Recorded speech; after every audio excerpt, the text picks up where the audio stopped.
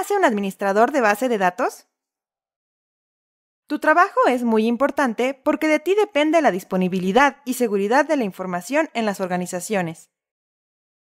Originalmente, las bases de datos solo se utilizaban para guardar datos en computadoras o servidores especializados. Por ejemplo, para saber cómo iban las ventas de la empresa, quiénes eran los clientes y qué compras se hicieron durante un periodo específico. Ahora, las bases de datos no solo sirven para conocer datos, sino para hacer predicciones del comportamiento de muchos aspectos de una organización. Estas predicciones se logran a través de la transformación de los datos en información estructurada para su posterior análisis y aplicación. En sí, los datos se convierten en conocimiento. Antes de llegar al análisis de datos, hay que dejarlos listos para ser analizados.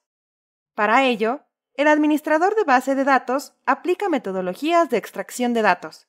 Posteriormente, los transforma en un repositorio de información más eficiente, que permite realizar búsquedas gracias a que la información está enfocada a un objetivo de predicción.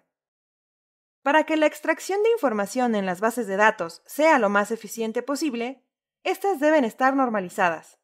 Es decir, todo proceso de modificación debe cumplir con las normas de la organización, de tal manera que el repositorio se alimente de información que cumpla con el objetivo de predicción. Todos estos procesos se realizan con el sistema gestor de base de datos, herramienta primordial del administrador, porque en ella se crea y manipula la base de datos. Como administrador de base de datos, manejarás información que no te pertenece. Por lo tanto, malas prácticas como: nunca compartas o modifiques la información de una base de datos sin la autorización de tus superiores o tus clientes. No copies o robes información de una base de datos para usos alternativos. Si detectas alguna anomalía o modificación no autorizada en la base de datos, notifícala a tu jefe de inmediato.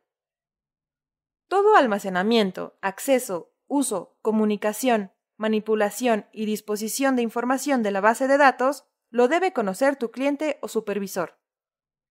Estas recomendaciones te servirán para que puedas hacer tu trabajo lo mejor posible, además de entender la responsabilidad detrás de la administración de base de datos.